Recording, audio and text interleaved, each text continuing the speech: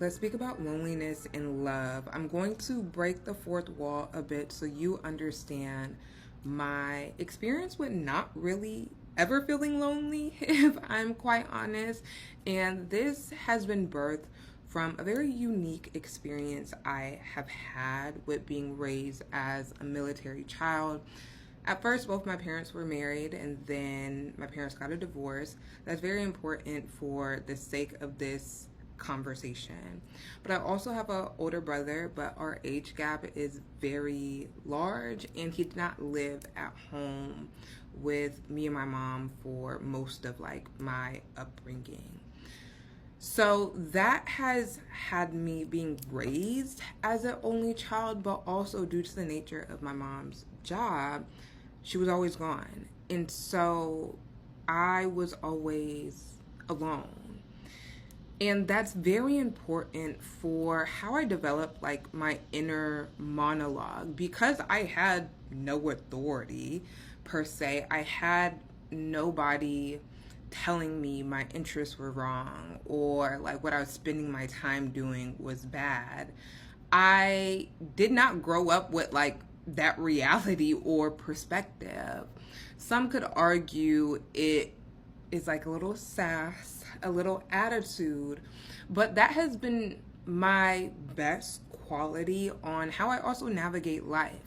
And because I understand or have a very unique relationship with aloneness, solitude, I never framed it or thought about it as being alone in terms of being lonely. Also, no matter where I lived in the world, no matter what age I have been, I've always had community step in and rally behind me. And so some of my very first and really foundational memories as it relates to love has been communal or platonic because community has always rallied around me.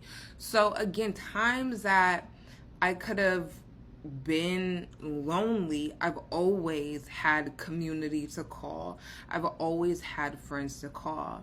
Now, switching this conversation to a romantic lens, I think is very important for us to be able to identify the difference when we have a longing, when we have a yearning, when we have a desire, and when we are lonely, because I think that shows up in very different ways, even if the differences are subtle.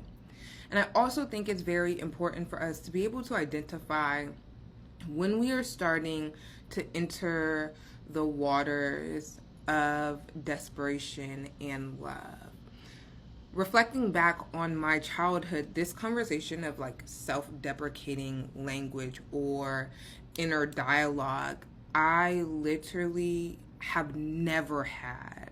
So hearing people describe their love lives, I always question on, is that inner voice as it relates to self-deprecating actually yours?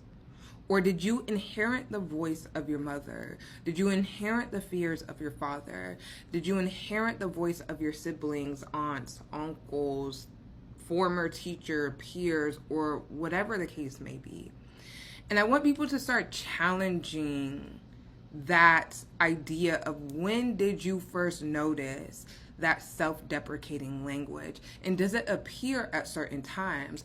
I find and see this trend of loneliness birthing at the same time that like the self-deprecating language comes. It's like there's a marriage between those two when we are speaking about love. I'll never find love. That's also self-deprecating.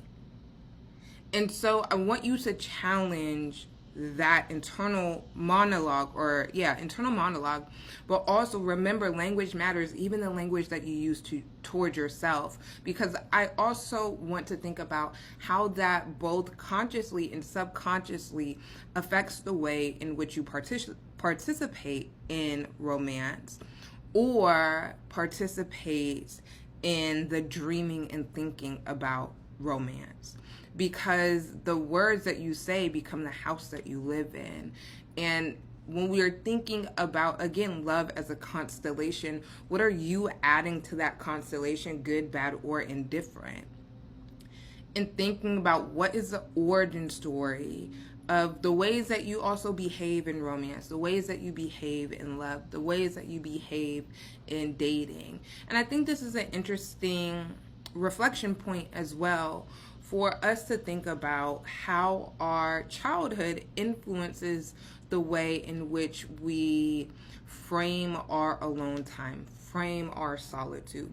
And I want to be very clear. I'm not saying you should go in complete hermit mode and discover like the secrets of life, because there's also a limitation that you have when you only sit in the house. There's a limitation that you have when it's only you. You only can grow so much in isolation, because to understand if the exercises that you're doing, the journal prompts that you're reflecting on, the advice that you're getting or seeking out, to only know if it works is to do it in community, is to do it in partnership. And you cannot skip that part. You cannot skip to the good parts. Again, thinking about this conversation of the optimizing of love, I want people to think about how their solitude or prolonged solitude is just another form of optimization for love. If I just read all the books, sit in the house, do all of this for X amount of time, X amount of years, then eventually I will be a partner worthy to be chosen. But life does not work in the binaries or the confines of anything, including the binaries and confines of your home. And I'm speaking this from a perspective of someone who has lived a lot of life alone. And my closing point is, when I reflect on child Khadijah and what that alone time taught me, it taught me the importance of exploration.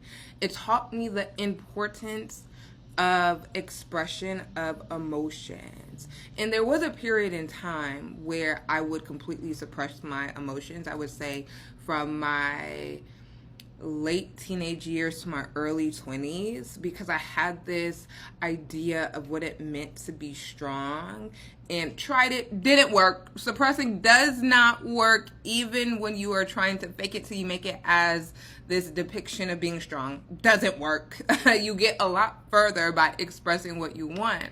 But again, I had to go through like the trial and error and that reflection point. But my life is not solely amounted to how many reflections I can do. My life is worth living. My life is worth loving. And I think it is important for us to understand when we start using alone time as a scapegoat. And I want us to, again, think about when are the pockets of time, moments in life where you feel lonely. How does the word lonely fall and sit with you? Is your loneliness paired with desperation? Is your loneliness paired with despair? And I think that's where we start peeling back the onion. Do you think you are worthy to be loved? Do you think you have to prove yourself in love? And who taught you that? What experience affirmed that? Do you understand the difference between your voice and your mother's voice when you are doing something that you deem as bad? What does trouble mean in adulthood when you are the authority figure of your life? What do you learn from your alone time, prolonged or just routine? Like, these are the questions I need you to think about, especially as you are entering partnerships, as you are entering romance, as you are entering friendship, as you are entering community member.